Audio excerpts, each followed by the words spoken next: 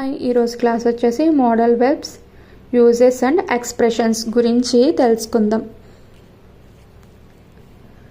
Model వెర్బ్స్ను ఏమంటారంటే సహాయక క్రియలు అని అంటారు. వీటిని ఇంగ్లీష్లో హెల్పింగ్ వెర్బ్స్ అని కూడా అంటారు. ఇవి ప్రధాన క్రియ మెయిన్ వెర్బ్తో కలిసి ఉపయోగించబడతాయి. మోడల్ వెర్బ్స్ అనేవి మెయిన్ వెర్బ్తో కలిసి ఉపయోగించబడతాయి. మోడల్ వెర్బ్స్ పనిని తెలియచేయవు. మోడల్ వెర్బ్స్ దేనిని తెలియచేయవు? పనిని అంటే యాక్షన్ని తెలియజేయవు. పనిని తెలియచేసేవేంటి? Main verbs. ప్రధాన క్రియ పనిని తెలియచేస్తుంది అంటే మెయిన్ వెర్బ్ పనిని తెలియచేస్తుంది. మోడల్ వెర్బ్ ఆ పని గురించి మాట్లాడే వ్యక్తి యొక్క భావాన్ని లేదా ఉద్దేశాన్ని తెలియచేస్తాయి.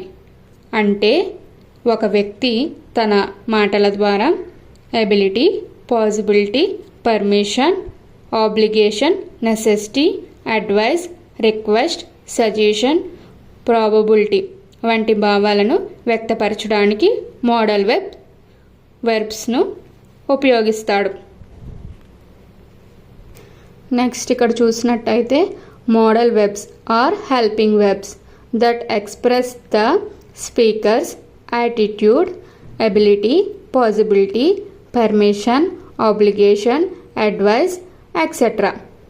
అంటే మోడల్ వెర్బ్స్ అనేవి హెల్పింగ్ వెర్బ్స్.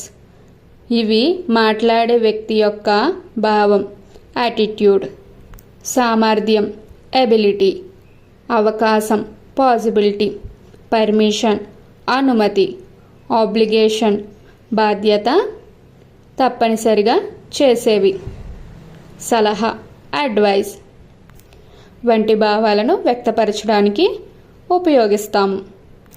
కెన్ అనే మోడల్ వెర్బ్ని ఎక్కడెక్కడ యూజ్ చేస్తామంటే ఎబిలిటీ, పర్మిషన్, రిక్వెస్ట్, ఆఫర్ వంటి భావాలను వ్యక్తపరచడానికి ఉపయోగిస్తాము. కుడ్ అనేది ఎక్కడ ఉపయోగిస్తామంటే ఎబిలిటీ, పాసిబిలిటీ, రిక్వెస్ట్ వంటి భావాలను వ్యక్తపరచడానికి ఉపయోగిస్తాం. మే అనే మోడల్ వెర్బ్ ఎక్కడ యూజ్ చేస్తామంటే పర్మిషన్, పాసిబిలిటీ వంటి భావాలను వ్యక్తపరచడానికి ఉపయోగిస్తాము. మైట్, పాసిబిలిటీ అనే భావాలను వ్యక్తపరచడానికి ఉపయోగిస్తాము.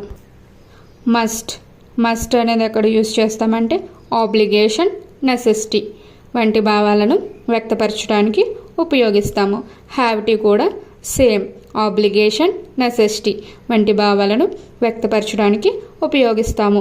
అవుట్ టు, అడ్వైస్ వంటి భావాలను వ్యక్తపరచడానికి ఉపయోగిస్తాము. షెల్, ఆఫర్, సజెషన్ వంటి భావాలను వ్యక్తపరచడానికి ఉపయోగిస్తాము. షుడ్, అడ్వైస్, సజెషన్ వంటి భావాలను వ్యక్తపరచడానికి యూజ్ చేస్తాము. విల్ అనే మోడల్ వెర్బ్ ఎక్కడ యూజ్ చేస్తామంటే ప్రామిస్, విల్లింగ్నెస్, ఫ్యూచర్, ప్రెడిక్షన్ వంటి భావాలను వ్యక్తపరచడానికి యూజ్ చేస్తాం. వుడ్ అనేది ఎక్కడ యూజ్ చేస్తామంటే రిక్వెస్ట్ చేసేటప్పుడు యూజ్ చేస్తాం. ఇక్కడితో ఈ క్లాస్ అనేది కంప్లీట్ అయిపోయింది. ఈ క్లాస్ కనుక మీకు నచ్చినట్టయితే లైక్ చేయండి, షేర్ చేయండి, సబ్స్క్రైబ్ చేయండి. కొత్తగా చూసేవాళ్ళు సబ్స్క్రైబ్